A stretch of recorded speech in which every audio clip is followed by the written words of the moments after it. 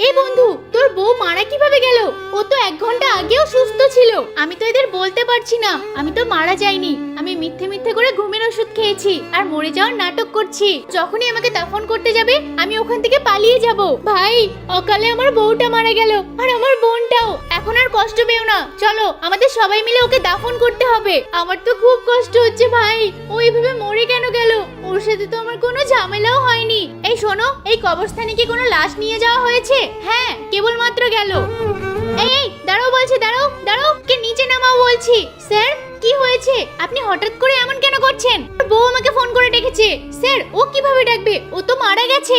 না, আমি মারা যাইনি, আমি জীবিত আছি। আমি পুলিশকে ডেকেছি। কেন ডেকেছি আমি তোমাদের সবাইকে বলছি। আমার হাজবেন্ড আমাকে প্রতিদিন মারধর করতো, আমার উপর টর্চার করতো। পুরো 2 মাস আমাকে ঘরে বন্দি করে রেখে দিয়েছিল। এই জন্য আমি এমনটা করেছি। তুই বইয়ের গায়ে হাত তুলিস? চল, তোকে সারা জীবন জেলের ঘানি টানতে হবে।